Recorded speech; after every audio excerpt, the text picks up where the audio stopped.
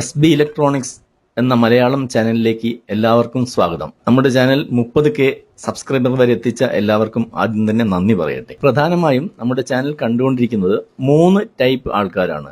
ഒന്ന് ബിഗിനേഴ്സ്, തുടക്കക്കാർ, ഒന്നും അറിയാതെ പിച്ച വെച്ച് വരുന്ന ഒരു സ്റ്റേജ് എന്ന് പറയാം. 2 ഒരു മീഡിയം ക്ലാസ്, അത്യാവശ്യം കാര്യങ്ങളൊക്കെ അറിയാം എന്നുള്ളവർ. മൂന്നാമത്തത് കുറച്ച് അഡ്വാൻസ്ഡ് ലെവൽ, ടെക്നിക്കൽ ഫീൽഡ് ചെയ്യുന്നവരായിരിക്കാം. ഇതുവരെ എനിക്ക് ലഭിച്ച എല്ലാ കമൻസുകളും അതിലെ ചോദ്യങ്ങളും ഉത്തരങ്ങളും എല്ലാം വെച്ച് പരിശോധിച്ചപ്പോഴാണ് ഇത്തരത്തിലൊരു തീരുമാനം എടുക്കേണ്ടി വന്നത്. കാര്യം, ഒരു ബിഗിനർ ചോദിക്കുന്ന സംശയങ്ങളും അഡ്വാൻസ് ലെവൽ ചോദിക്കുന്ന ആൾ ചോദിക്കുന്ന സംശയവും തികച്ചും വ്യത്യസ്തമായിരിക്കും, നിങ്ങൾക്കറിയാം. അപ്പോൾ ഇത് രണ്ടും കൂടെ ഒരുമിച്ച് പോകുമ്പോൾ ഒരു അരോചകമായി തോന്നും. അതിനുവേണ്ടി തുടക്കക്കാർക്ക് വേണ്ടി മാത്രം ഒരു സെപ്പറേറ്റ് ചാനൽ തുടങ്ങുക എന്നത് മാത്രമേ എൻ്റെ മുന്നിലൊരു വഴിയുള്ളൂ. അതുകൊണ്ടാണ് എനിക്ക് സോ സിമ്പിൾ എന്ന പേരിൽ ഇത്തരത്തിൽ ഒരു പുതിയ ചാനൽ തുടങ്ങേണ്ടി വന്നത്. ആ ചാനലിനെ കുറിച്ചും ഇപ്പോൾ നിലവിലുള്ള നമ്മുടെ SB ഇലക്ട്രോണിക്സ് എന്ന ചാനലിനെ കുറിച്ചും എങ്ങനെയായിരിക്കും ഇനി മുന്നോട്ട് പോവുക എന്നതിന് ഒരു ചെറിയ വിവരണം തന്നുകൊണ്ട് നമുക്ക് അടുത്ത ഘട്ടത്തിലേക്ക് കടക്കാം. സോ സിമ്പിൾ എന്ന ചാനൽ ഞാൻ ഉദ്ദേശിക്കുന്നത് ആദ്യമേ കമ്പോണന്റുകൾ പരിചയപ്പെടുത്തുക എന്ന് വെച്ചാൽ SMD കമ്പോണന്റുകളാണ് ഈ കാലത്ത് ഏറ്റവും കൂടുതൽ വേണ്ടി വരുന്നത്. പഴയ ടൈപ്പ് റെസിസ്റ്ററോ കപ്പാസിറ്ററോ വെച്ചുകൊണ്ട് തന്നെ ഞാൻ പരമാവധി പറഞ്ഞുതരാം. ഓരോ കമ്പോണന്റിനും ഓരോ സെപ്പറേറ്റ് വീഡിയോ ആയിരിക്കും. ആ വീഡിയോ കണ്ടു കഴിഞ്ഞാൽ നിങ്ങൾ എന്തിനാണ് ആ കമ്പോണന്റിന്റെ ആവശ്യം, അതെങ്ങനെ ഉപയോഗിക്കും, എത്തരത്തിൽ ഉപയോഗിക്കാം, റെസിസ്റ്റർ ആണെങ്കിൽ serial connection and parallel connection, അങ്ങനെ അതിനെക്കുറിച്ചുള്ള എല്ലാ അറിവും ആ ഒരു വീഡിയോയിൽ കിട്ടും. അതുകൊണ്ട് തന്നെ നിങ്ങൾക്ക് ഏത് കാലത്ത് വേണമെങ്കിലും, ഒരു ബിഗിനേഴ്സിന് വേണമെങ്കിലും അല്ലെങ്കിൽ ഒരു മീഡിയം ക്ലാസ്സിന് വേണമെങ്കിലും എപ്പോൾ വേണമെങ്കിലും നിങ്ങൾക്ക് റെഫർ ചെയ്യാം. ഓരോ എക്സാമ്പിൾ പറയുകയാണെങ്കിൽ റെസിസ്റ്റർ ഒരു video, capacitor, transistor, MOSFET, crystal, diode, LED, ഇങ്ങനെ വ്യത്യസ്തമായ കമ്പോണന്റ് മുഴുവൻ ഓരോ വീഡിയോ സെപ്പറേറ്റ് കമ്പോണന്റ് പരിചയപ്പെടുത്തൽ. അത് കഴിഞ്ഞാൽ അതുപയോഗിച്ചുള്ള നിങ്ങൾക്ക് ഏറ്റവും പ്രയോജനപ്രദമായ കൊച്ചു കൊച്ചു സർക്യൂട്ടുകൾ, അതങ്ങനെ പോയിക്കൊണ്ടിരിക്കും. എന്നാൽ SB ഇലക്ട്രോണിക്സ് എന്ന നമ്മളിപ്പോൾ നിലവിലുള്ള ചാനൽ ഏറ്റവും കൂടുതൽ പരിഗണന കൊടുക്കാൻ ഉദ്ദേശിക്കുന്നത് ഓരോ പ്രോഡക്റ്റിന്റെയും അസംബ്ലിംഗ് ആൻഡ് സർവീസിംഗ് അഥവാ റിപ്പയറിംഗ്. അതിൽപ്പെടുന്ന ഐറ്റംസ് കുറച്ച് പറയാം. Inverter, UPS, audio amplifiers, VFD, DC converter, GSM technology. GSM technology എന്ന് പറഞ്ഞാൽ നമുക്ക് സിം കാർഡ് ഉപയോഗിച്ച് മൊബൈൽ ഫോണും GSM കാർഡും യൂസ് കൊണ്ട് ദൂരെയുള്ള സാധനങ്ങൾക്ക് ഓപ്പറേറ്റ് ചെയ്യാൻ വേണ്ടിയുള്ള സാധനമാണ് അത് ഉദ്ദേശിച്ചിരിക്കുന്നത്. വൈഫൈ ഉപയോഗിച്ചുള്ള നിരവധി പ്രൊജക്ടുകൾ, മൊബൈൽ ഫോൺ സർവീസിംഗിന്റെ വിവിധ ഘട്ടങ്ങൾ ലൈവായി നിങ്ങൾക്കത് കാണിച്ചു തരുന്നു. കൂടാതെ CNC മെഷീൻ എങ്ങനെ പ്രവർത്തിക്കുന്നു അതിന്റെ പൂർണ്ണ വിവരണം എല്ലാവർക്കും മനസ്സിലാവുന്ന രീതിയിൽ വളരെ വ്യക്തമായി തന്നെ CNC മെഷീൻ എങ്ങനെ പ്രവർത്തിക്കുന്നു, ഇത്തരം വീഡിയോകളായിരിക്കും നമ്മുടെ ഇപ്പോൾ നിലവിലുള്ള SB ഇലക്ട്രോണിക്സ് മലയാളം എന്ന ചാനൽ വരുന്നത്. ബിഗിനേഴ്സ് നേരെ സോ സിമ്പിൾ എന്ന ചാനൽ കാണാം. രണ്ടും ഒരുമിച്ച് കണ്ടുകൊണ്ട് നിങ്ങൾക്ക് മുന്നേറാം. സോ സിമ്പിൾ എന്ന ചാനലിന്റെ ആദ്യത്തെ വീഡിയോ ആണ് ഇത്. ഇതിൽ നമുക്ക് അത്യാവശ്യം വേണ്ട കുറച്ച് കമ്പോണന്റുകൾ പരിചയപ്പെടുത്തുക എന്നാണ് ഉദ്ദേശിക്കുന്നത്. എന്നാൽ അത് പരിചയപ്പെടുന്നതിന് തൊട്ടു മുമ്പായി 1-2 ചെറിയ കാര്യങ്ങൾ അറിഞ്ഞതിന് ശേഷം മാത്രമേ അതിലേക്ക് കടക്കാൻ കഴിയൂ. എങ്കിലേ നിങ്ങൾക്ക് അതിന്റെ പൂർണ്ണ പ്രയോജനം ലഭിക്കുകയുള്ളൂ. ആ കമ്പോണന്റുകൾ ഏതെല്ലാമാണ്, അതിന്റെ ആവശ്യം എന്താണ് എന്ന് നോക്കാം. കുറെ ഇലക്ട്രോണിക്സ് ഉപകരണങ്ങളെല്ലാം നിങ്ങൾ കണ്ടിരിക്കും. അതിനകത്തെല്ലാം ഉപയോഗിച്ചിരിക്കുന്ന ഒരു പ്രധാനപ്പെട്ട ഭാഗമാണ് ഇലക്ട്രോണിക് സർക്യൂട്ട് ബോർഡ്. അതിനകത്താണ് കപ്പാസിറ്റർ, റെസിസ്റ്റർ, ഇങ്ങനെയുള്ള എല്ലാ കമ്പോണന്റും വരുന്നത്. ഒരു കാര്യം ശ്രദ്ധിച്ചാൽ നിങ്ങൾക്ക് മനസ്സിലാവും, ഇതിനൊക്കെ ഇലക്ട്രോണിക് സർക്യൂട്ട് ബോർഡിനെ ഒരു പ്രത്യേക വോൾട്ടേജ് പറഞ്ഞിരിക്കുക. അതിന് കൊടുക്കാവുന്ന പരമാവധി വോൾട്ടേജ്. ഇൻവെർട്ടർ ആണെങ്കിൽ 12 വോൾട്ട് അല്ലെങ്കിൽ 48 വോൾട്ട്, മൊബൈൽ ഫോൺ ആണെങ്കിൽ 3.7 വോൾട്ട്, 3.7 വോൾട്ട്, ആംപ്ലിഫയർ ആണെങ്കിൽ 36 വോൾട്ട്. ഓരോന്നും സ്പെസിഫിക് ആയ ഒരു വോൾട്ടേജ് പറഞ്ഞിരിക്കും. അതാണ് അതിന്റെ ഇൻപുട്ടിൽ കൊടുക്കേണ്ട പരമാവധി വോൾട്ടേജ്. ഞാൻ ഉദ്ദേശിച്ചത് പവർ സപ്ലൈ അല്ല. പവർ സപ്ലൈ മീൻസ് 230 വോൾട്ടിന് കിട്ടിക്കഴിഞ്ഞാൽ അതിന്റെ സെക്കൻഡറി നമ്മൾ ഈ പറഞ്ഞ രീതിയിൽ വ്യത്യസ്ത വോൾട്ടേജ് ആയിരിക്കും. അപ്പോൾ ഓരോ ഇലക്ട്രോണിക്സ് ബോർഡുകളും വ്യത്യസ്ത വോൾട്ടേജുകളിലാണ് വർക്ക് ചെയ്യുന്നത്. മുൻകൂട്ടി നിശ്ചയിച്ച വോൾട്ടേജിലായിരിക്കും, നിങ്ങൾക്ക് അറിഞ്ഞു. ഇനി രണ്ടാമത്തത് പിന്നെ കേൾക്കുന്ന വാക്കാണ് സർക്യൂട്ട് ഡയഗ്രാം അഥവാ സ്കീമാറ്റിക് ഡയഗ്രാം. ഇത് രണ്ടും ഒന്ന് തന്നെയാണ്. അതെന്തിനാണെന്ന് ചോദിച്ചാൽ, നമുക്കറിയാം കെട്ടിട നിർമ്മാണം, നമ്മളിപ്പോൾ ഒരു വീട് കെട്ടുക അല്ലെങ്കിൽ വലിയ ഒരു ക്വാർട്ടേഴ്സൊക്കെ പണിയുന്ന സമയത്ത് ആദ്യം നമ്മൾ എന്താ തയ്യാറാക്കുന്നത്, ഒരു പ്ലാൻ വരയ്ക്കും. റൂമിന് എത്ര നീളം വേണം, വീതി വേണം, എത്ര മുറികൾ വേണം, ഈ ഒരു പ്ലാൻ തയ്യാറാക്കിയാൽ മാത്രമേ നമുക്കത് ഭംഗിയായി കൃത്യമായി ചെയ്യാൻ കഴിയൂ. അതേ ആവശ്യമാണ് ഒരു ഇലക്ട്രോണിക് സർക്യൂട്ട് ബോർഡ് നമ്മൾ നിർമ്മിക്കുകയാണെങ്കിൽ ആദ്യം വരയ്ക്കേണ്ട ഒരു ഡ്രോയിങ്. അതിനെയാണ് നമ്മൾ സ്കീമാറ്റിക് ഡയഗ്രാം അഥവാ സർക്യൂട്ട് ഡയഗ്രാം എന്ന് വിളിക്കുന്നത്. ഇനി അതെങ്ങനെ വരയ്ക്കാമെന്ന് ചോദിച്ചു കഴിഞ്ഞാൽ ഇപ്പോൾ ഈ കാണുന്ന ഞാനിപ്പോൾ പരിചയപ്പെടുന്ന കമ്പോണൻ്റൊക്കെ അതുപോലെ അതിൻ്റെ ഫോട്ടോ എടുത്ത് വെച്ച് നമുക്ക് ഒരിക്കലും വരയ്ക്കാൻ കഴിയില്ല. അപ്പോൾ അതിന് പകരമായി ആ ഓരോ കമ്പോണൻറ്റിനെയും തിരിച്ചറിയാൻ വേണ്ടി അതിന് കൊടുത്തിരിക്കുന്ന ചിഹ്നങ്ങൾ, അടയാളങ്ങൾ, അതാണ് സിംബൽസ്. അപ്പോൾ ഞാൻ ഈ ഓരോ കമ്പോണൻറ്റും കാണിക്കുമ്പോൾ അതിൻ്റെ പടം കാണിക്കുന്നതോടൊപ്പം തന്നെ അതിൻ്റെ സിമ്പിളും കാണിച്ചിരിക്കും. പിന്നീട് നമ്മൾ ഈ പഠിച്ചതിന് ശേഷം ഈ സിമ്പിൾ ഉപയോഗിച്ചാണ് സ്കീമാറ്റിക് ഡയഗ്രാം വരയ്ക്കുന്നത്. പണ്ടൊക്കെ അത് പേപ്പറും പേനയും ഉപയോഗിച്ചാണ് വരച്ചത് എങ്കിൽ ഇപ്പം അങ്ങനെയല്ല. ഇപ്പം നമ്മൾ പൂർണ്ണമായും സോഫ്റ്റ്വെയറിലാണ് വരയ്ക്കാൻ പോകുന്നത്. അത്തരം നിരവധി സോഫ്റ്റ്വെയറുകൾ ലഭ്യമാണ്. അതൊക്കെ ഞാൻ നിങ്ങൾക്ക് 1 by 1 ആയിട്ട് പറഞ്ഞുതരാം. ഇപ്പം കമ്പോണൻ്റ് ആദ്യം പരിചയപ്പെട്ടതിന് ശേഷം അതിലേക്ക് കിടക്കാം. ഈ വീഡിയോ ഞാൻ പറഞ്ഞു എക്സ്ക്ലൂസീവ് റെസിസ്റ്ററിനെ കുറിച്ച് മാത്രമാണ് വിവരിക്കുന്നത്. അപ്പോൾ അതിന് വേണ്ട കാര്യങ്ങൾ നമുക്ക് പഠിച്ചു തുടങ്ങാം. നിങ്ങളുടെ ആദ്യത്തെ ചോദ്യം, എന്തിനാണ് റെസിസ്റ്റർ എന്ന കമ്പോണൻ്റ് ഉപയോഗിക്കുന്നത്? അത് മനസ്സിലാവണമെങ്കിൽ ഞാൻ ഈ ഒരു 5-6 കമ്പോണൻ്റ് പരിചയപ്പെടുത്താം. അതിനുശേഷം അത് പറഞ്ഞുതരാം. ഇവിടെ പരിചയപ്പെടുത്തുന്ന ഓരോ കമ്പോണൻറ്റുകളുടെ ഒപ്പവും കൊടുത്തിരിക്കുന്നത്, തൊട്ടടുത്ത് മാർക്ക് ചെയ്തിരിക്കുന്നത് അതിൻ്റെ സിമ്പിളാണ്. ഞാൻ തുടക്കത്തിൽ പറഞ്ഞ പോലെ അതിൻ്റെ അടയാളം. ഇനി സ്കീമാറ്റിക് ഡയഗ്രാം വരയ്ക്കുമ്പോൾ നമ്മൾ അതായിരിക്കും ഉപയോഗിക്കുന്നത്. ചിത്രം മനസ്സിലാക്കുന്നതോടൊപ്പം തന്നെ അതിൻ്റെ ആ ഒരു ചിഹ്നം അത് മനസ്സിൽ പ്രത്യേകം സൂക്ഷിക്കുക. ഇനിയുള്ള ഘട്ടങ്ങളിലൊക്കെ നമ്മൾ ഈ ചിഹ്നങ്ങൾ വെച്ചായിരിക്കും കൈകാര്യം ചെയ്യുന്നത്. ഓരോ കമ്പോണൻറ്റിനെയും പഠിക്കുമ്പോൾ മനസ്സിലാക്കുമ്പോൾ തൊട്ടടുത്ത ചിഹ്നം വളരെ ശ്രദ്ധാപൂർവ്വം നോക്കിക്കാണുക. ചിത്രത്തിൽ ഈ കാണുന്നതാണ് റെസിസ്റ്റർ. ഇത് ത്രൂ ഹോൾ ടൈപ്പിലും ലഭ്യമാണ്, SMD ടൈപ്പിലും ലഭ്യമാണ്. നമ്മുടെ ഈ വീഡിയോയിലെ ഏറ്റവും പ്രധാനപ്പെട്ട വിഷയം ഈ റെസിസ്റ്ററിനെ കുറിച്ച് മാത്രമായിരിക്കും. ഇതിന് പ്രത്യേകിച്ച് പൊളാരിറ്റി ഒന്നുമില്ല.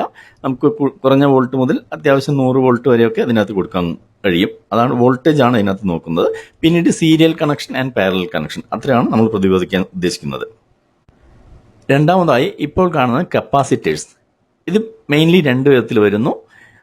ഇലക്ട്രോലിറ്റിക് കപ്പാസിറ്റർ, അതിനകത്ത് പോസിറ്റീവും നെഗറ്റീവും മാർക്ക് ചെയ്തിരിക്കും. നോൺ പോളറൈസ്ഡ് വരുന്നുണ്ട്, PF കപ്പാസിറ്റർ. രണ്ടും ചിത്രത്തിൽ കാണാം. കൂടുതൽ വിവരം ആ വീഡിയോ വരുന്ന സമയത്ത് പറയാം. ഇപ്പോൾ കാണുന്നതാണ് ക്രിസ്റ്റൽ. ഇതിൻ്റെ ഉപയോഗം ഓസിലേറ്റർ നിർമ്മിക്കാൻ, നമുക്ക് മൈക്രോ കൺട്രോളർ മുതലായ പ്രോജക്റ്റുകളിലൊക്കെ 4 MHz, 16 MHz, 60 MHz ഇങ്ങനെ വ്യത്യസ്ത ഫ്രീക്വൻസി ആവശ്യം വരുമ്പോൾ ആ ഫ്രീക്വൻസി ജനറേറ്റ് ചെയ്യാൻ വേണ്ടി ഉപയോഗിക്കുന്ന ഒരു കമ്പോണൻ്റാണ് ക്രിസ്റ്റൽ. ഇപ്പോൾ കാണുന്നത് ട്രാൻസിസ്റ്റർ. 2 പർപ്പസിനാണ് യൂസ് ചെയ്യുന്നത്. ഒന്ന് switching purpose and amplification purpose. ഈ 2 പർപ്പസ് എന്ന് പറയാം. ഇത് NPN ടൈപ്പ്, PNP ടൈപ്പ് 2 രീതിയിൽ ലഭ്യമാണ്. അടുത്തത് മോസ്ഫെറ്റ്. ട്രാൻസിസ്റ്റർ സാധാരണ സ്വാഭാവികമായും ചെറിയ വോൾട്ടേജിൽ വർക്ക് ചെയ്യുമ്പോൾ മോസ്ഫെറ്റുകൾ കൂടിയ വോൾട്ടേജിലും കൂടിയ ആംബിയറിലും വർക്ക് ചെയ്യുന്നു. ഇതാണ് പ്രധാനപ്പെട്ട ഒരു വ്യത്യാസം എന്ന് പറയുന്നത്. ഇപ്പോൾ കാണുന്നതാണ് ഡയോഡ്. ഡയോഡിന് പ്രധാനമായും നമുക്ക് 3 ഭാഗങ്ങളായി തിരിക്കാം. ഒന്ന് സാധാരണ rectification diode, 2 zener diode. Zener ഡയോഡിൽ വ്യത്യസ്ത വോൾട്ടേജുകൾ രേഖപ്പെടുത്തിയിരിക്കും. ഉദാഹരണത്തിന് 2.7, 9.1, 12 വോൾട്ട്, ഇങ്ങനെ വ്യത്യസ്ത വോൾട്ടേജ് രേഖപ്പെടുത്തിയിരിക്കും. അതിൻ്റെ പർപ്പസ് വേറെയാണ്. മൂന്നാമത് വരുന്നത് ലൈറ്റ് എമിറ്റിംഗ് ഡയോഡ്, LED എന്ന ചുരുക്കപ്പേരിൽ അറിയും. അതാണ് നിങ്ങളിപ്പോൾ കണ്ടുകൊണ്ടിരിക്കുന്നത്. പിന്നെ വരുന്നത് സ്കോട്ട് കീ ഡയോഡ് എന്ന് പറയും. മൊബൈൽ ഫോണിലും മറ്റും ഹൈ ഫ്രീക്വൻസി നമുക്ക് ഡിറ്റക്ഷൻ സ്റ്റേജുകളിലൊക്കെ ഉപയോഗിക്കുന്ന ഡയോഡിനെയാണ് സ്കോട്ട് കീ ഡയോഡ് എന്ന് പറയുന്നത്. ഇങ്ങനെ പ്രധാനപ്പെട്ട 4 ഡയോഡുകളാണ് നമ്മൾ ഇതിനകത്ത് പഠിക്കാൻ പോകുന്നത്. അതിൻ്റെ ഓരോ വീഡിയോയും സെപ്പറേറ്റ് വരുമ്പോഴാണ് വിവരിക്കുന്നത്. നമുക്കടുത്തായി റെസിസ്റ്ററിനെ കുറിച്ച് വിശദമായി പഠിക്കാം. ഇപ്പം നമ്മൾ കുറേ കമ്പോണൻറ്റുകൾ കണ്ടു കഴിഞ്ഞു. അതിനകത്തൊക്കെ എന്താ പ്രത്യേകത എന്ന് പറഞ്ഞു കഴിഞ്ഞാൽ ഓരോന്നും കൃത്യമായൊരു വോൾട്ടേജും മില്ലിയാംസ് അഥവാ ആംബിയർ എത്രയാണ് അതിന് വേണ്ടത്, പരമാവധി കൊടുക്കാൻ കഴിയുന്നതെന്ന് കമ്പനികളാണ് മുൻകൂട്ടി തീരുമാനിക്കുന്നത്. അതിനകത്ത് നമുക്ക് യാതൊരു മാറ്റവും വരുത്താൻ പറ്റില്ല. അത് ഉപയോഗിക്കാമെന്ന് മാത്രമേ ഉള്ളൂ. അപ്പോൾ അങ്ങനെ നോക്കുകയാണെങ്കിൽ ഓരോ എക്യുപ്മെൻറ്റ് നമ്മൾ ഡിസൈൻ ചെയ്യുമ്പോൾ തന്നെ അതിൽ പരമാവധി വോൾട്ടേജ് വരുന്നത് കൊടുക്കണം. ബാക്കി അതിൻ്റെ താഴോട്ട് വരുന്ന വോൾട്ടേജൊക്കെ കുറച്ച് കൊടുക്കേണ്ടി വരും. മൊബൈൽ ഫോണിൻ്റെ കാര്യത്തിലാണെങ്കിൽ 3.7 വോൾട്ടാണ് അതിൻ്റെ ബാറ്ററി എന്ന് പറയുന്നത്. പിന്നെ വരുന്നതൊക്കെ 1 വോൾട്ട്, 1/2 വോൾട്ട്, 2 വോൾട്ട്, ഇങ്ങനെ വ്യത്യസ്ത വോൾട്ട് താഴോട്ട് വരും. ഇൻവെർട്ടറിൻ്റെ കാര്യത്തിലാണെങ്കിലും റിലേയിലാണ് കൂടുതൽ വോൾട്ടേജ് എടുക്കുന്നത്, 12 വോൾട്ട് വരെ കൊടുക്കും. ബാക്കി വരുന്ന 5 വോൾട്ട് ആവാം, 2 വോൾട്ട് ആവാം, 3 വോൾട്ട് ആവാം, 1/2 വോൾട്ട് ആവാം, 0.5, ഇങ്ങനെ വ്യത്യസ്ത വോൾട്ടേജ് കുറഞ്ഞു വരും. ഓരോ ഇലക്ട്രോണിക് എക്യുപ്മെൻറ്റിലും അതിന് കൊടുക്കാവുന്ന പരമാവധി ഇൻപുട്ട് വോൾട്ടേജിനേക്കാൾ വളരെ കുറഞ്ഞ വ്യത്യസ്തങ്ങളായ വോൾട്ടേജ് ഓരോ കമ്പോണൻറ്റിനും മില്ലി ആംബിയറിൽ വ്യത്യാസം വരാം, വോൾട്ടേജിൽ വ്യത്യാസം വരാം. ഇങ്ങനെ ആ വോൾട്ടേജ് അവിടെ വെച്ച് കുറച്ച് കൊടുക്കുന്നത്, മില്ലി ആംബിയർ ആവട്ടെ അല്ലെങ്കിൽ വോൾട്ടേജ് ആവട്ടെ, കുറച്ച് കൊടുക്കാൻ വേണ്ടിയാണ് അതിന് ഉപയോഗിക്കുന്ന ഒരു കമ്പോണൻ്റാണ് റെസിസ്റ്റർ. റെസിസ്റ്ററിൻ്റെ ആവശ്യം എന്താണെന്ന് ചോദിച്ചാൽ ഇതാണ് ആവശ്യം. നമുക്ക് ലഭ്യമായ വോൾട്ടേജിൽ നിന്ന് കുറച്ച് കൊടുക്കാൻ വേണ്ടി DC വോൾട്ടേജുകളും മറ്റും ഏറ്റവും പ്രധാനമായി ഉപയോഗിക്കുന്ന ഒരു കമ്പോണൻ്റാണ് റെസിസ്റ്റർ. ഇതാണ് റെസിസ്റ്ററിൻ്റെ ആവശ്യം എന്ന് പറയുന്നത്. ഇനി അറിയേണ്ടത് നമുക്കതെങ്ങനെയാണ് അതിൻ്റെ യൂണിറ്റ് അളവ് പറയുന്നത് എങ്ങനെയാണെന്നുള്ളതാണ്. ഓംസ് എന്ന യൂണിറ്റിലാണ് ഇത് അറിയപ്പെടുന്നത്, അളക്കുന്നത്. അപ്പോൾ ഓംസിൻ്റെ ഇപ്പം നിങ്ങൾ ഇവിടെ കൊടുത്തിരിക്കുന്ന ചാർട്ട് നോക്കിയാൽ അറിയാം. അതിനകത്ത് നമ്മൾ കൃത്യമായിട്ട് പറയുന്നുണ്ട്. ഓംസിൻ്റെ ചാർട്ട് നോക്കൂ. ഓംസ് 1 ഓംസ്, 2 ഓംസ്, 3 ഓംസ്, അല്ലെങ്കിൽ 100 ഓംസ്, 250 ഓംസ്, അങ്ങനെ ഓംസ് കൂടി വന്ന് 1000 ഓംസ് എത്തുന്ന സമയത്ത് അതിനെ നമ്മൾ വിളിക്കുന്നതാണ് 1 കിലോ ഓം. അപ്പോൾ 1000 എന്ന് പറഞ്ഞാൽ 1 കിലോ ഓം. വീണ്ടും അത് വർദ്ധിച്ച് നമുക്ക് പല ഘട്ടത്തിലും 1K, പിന്നെ 1K ഷോർട്ടായിട്ട് 1K ഓം എന്ന് പറയും. 1000 കിലോമിന് 2K, 100K, 47K, അങ്ങനെ കൂടി വ്യത്യസ്ത അളവിൽ വരും. K റേഞ്ചിൽ ഒരുപാട് റെസിസ്റ്റർ വരും.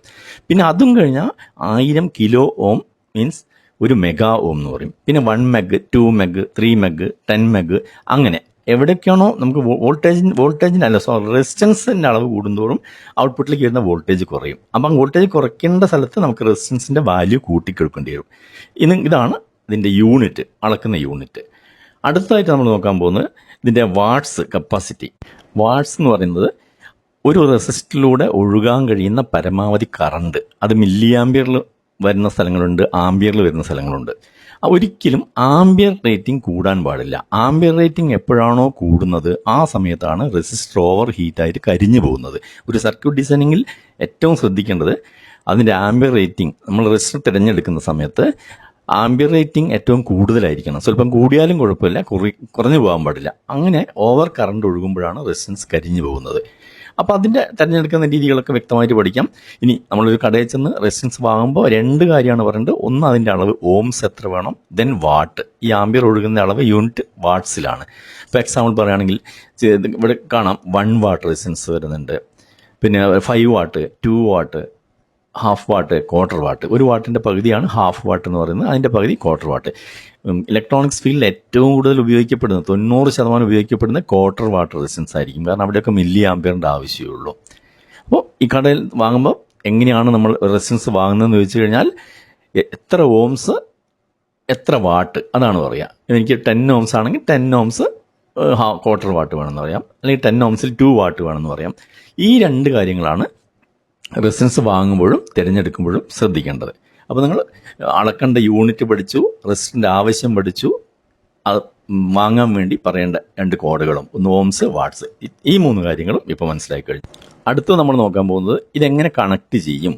ഒരു സർക്യൂട്ടിലേക്ക് കണക്ട് ചെയ്യുമ്പോൾ പാരലായും കണക്ട് ചെയ്യാം, സീരിയൽ ആയും കണക്ട് ചെയ്യാം. ഇത് തമ്മിൽ എന്താണ് വ്യത്യാസം, എന്താണ് അവിടെ സംഭവിക്കുന്നത്? ഇത്തരത്തിൽ 2 രീതിയിൽ കണക്ഷൻ കൊടുക്കേണ്ട ആവശ്യം എന്താണ് എന്നുള്ളതാണ് ഇലക്ട്രോണിക് സർക്യൂട്ടിലെ വളരെ പ്രധാനപ്പെട്ടതും നിങ്ങൾ തീർച്ചയായും പഠിച്ചിരിക്കേണ്ട ഒരു ബാലപാഠം എന്ന് പറയുന്നതാണ്.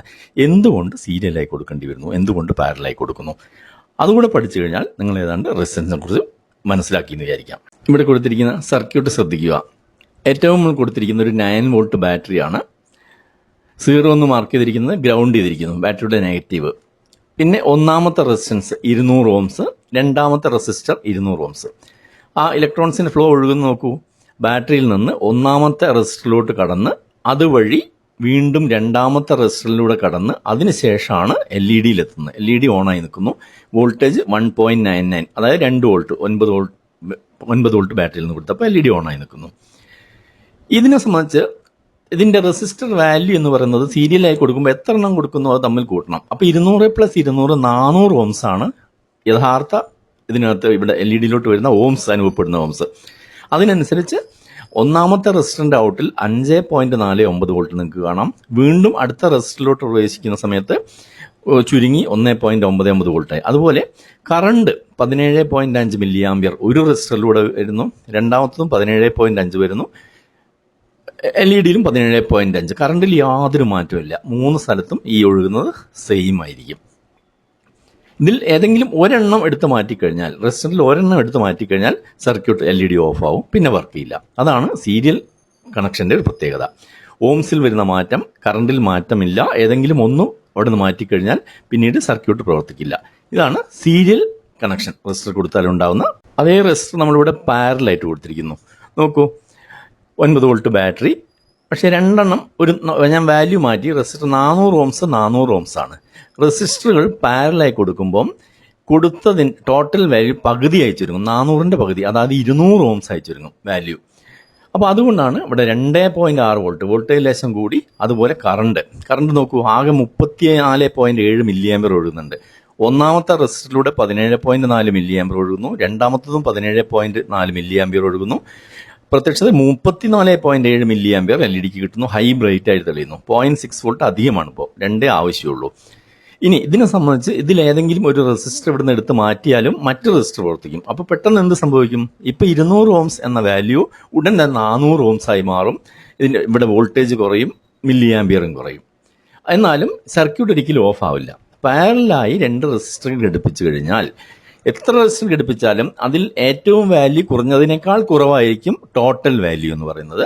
കറണ്ടിൻ്റെ അളവ് കൂടും. ഓരോ റെസിസ്റ്ററിലൂടെ ഒഴുകുന്ന കറണ്ട് വർദ്ധിച്ച് കൂടിയ കറണ്ട് ലഭിക്കും, റെസിസ്റ്റൻസിൻ്റെ വാല്യൂ കുറയുന്നത് കാരണം. ഇതിലേതെങ്കിലും ഒരെണ്ണം എടുത്ത് മാറ്റിയാലും സർക്യൂട്ട് സുഖമായി പ്രവർത്തിക്കും. പക്ഷേ റെസിസ്റ്റൻസ് അതിൻ്റെ യഥാർത്ഥ റെസിസ്റ്റൻസ് ആയി മാറും. ഒരെണ്ണം മാറ്റി ഒന്നാമത്തെ റെസിസ്റ്റൻസ് മാറ്റിയാൽ 400 ഓംസ് കിട്ടും, 2 മാറ്റിയാൽ 400 വർക്ക് ചെയ്യും. അപ്പോൾ വോൾട്ടേജ് കുറയും. അത് 1.7 അല്ലെങ്കിൽ ഒരു 1.3 ആ റേഞ്ചിലേക്ക് മാറും കറണ്ടിൻ്റെ ഒഴുകും. ഇങ്ങനെയാണ് പാരലായി റെസിസ്റ്ററിൽ ഘടിപ്പിച്ചാൽ ഉണ്ടാകുന്ന മാറ്റങ്ങൾ. അത് നേരിട്ട് നിങ്ങൾ കണ്ട് മനസ്സിലാക്കിയെന്ന് വിചാരിക്കും. പ്രത്യേകിച്ച് ഇലക്ട്രോണിക്സുകാർ അറിഞ്ഞിരിക്കേണ്ട ഒരു കാര്യം ഞാൻ പറഞ്ഞുതരാം. ഈ യൂട്യൂബ് എന്നത് പൂർണ്ണമായും ആർട്ടിഫിഷ്യൽ ഇൻ്റലിജൻറ്റ് ടെക്നോളജിയിൽ പ്രവർത്തിക്കുന്ന ഒരു സോഫ്റ്റ്വെയർ ആണ്.